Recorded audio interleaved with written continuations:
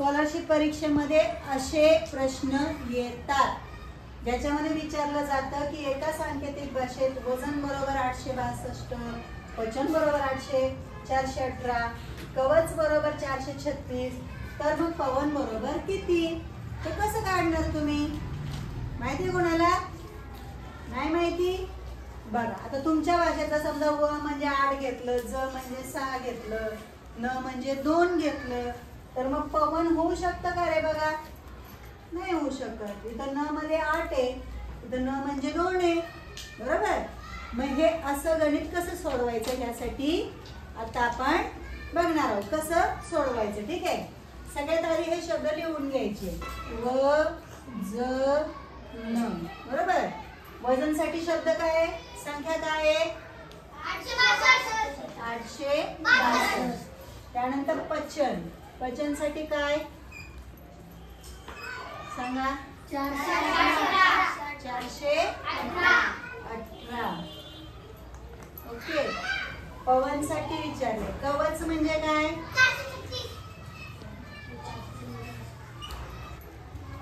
436. आणि विचारले काय आपल्याला? पवन. काय विचारले? पवन. मग आधी काय करायचं? प्रत्येक अक्षराची किंमत काढायची. प्रत्येक अक्षरासाठी कोणता अंक दिला आहे ते आधी काढायचं. ठीक आहे, कसं काढायचं बघा संस्कृती. आता वजन आणि पचन या दोन्ही मध्ये कोणता अंक, कोणतं अक्षर सेम आलेलं? बरोबर. आणि अंक 8. Very good. मला सांगा न बरोबर काय येणार? 8. न बरोबर काय येणार? 8. न बरोबर आला 8. ठीक आहे. त्यानंतर हे 2 झाले. आता या 2 मध्ये बघा काय सेम आले अक्षर? च. बरोबर. आणि कोणता अंक सेम आलाय? 4. बरोबर. म्हणजे च बरोबर काय? 4. च बरोबर काय? 4. त्यानंतर या दोघांमध्ये बघा, सॉरी या दोघांमध्ये बघा, वजन आणि कवच मध्ये बघा, दोघांमध्ये व काय आले? सेम व. आणि ह्या दोघांमध्ये 6. बरोबर. मग याचा अर्थ व बरोबर किती? 6. बघा आपल्याला 68 तर सापडलाय. मग सगळ्यात आधी पर्याय बघायचा. शेवटी 68 असलेला आहे का? पहिला. बरोबर. असं पण उत्तर पटकन शोधू शकता.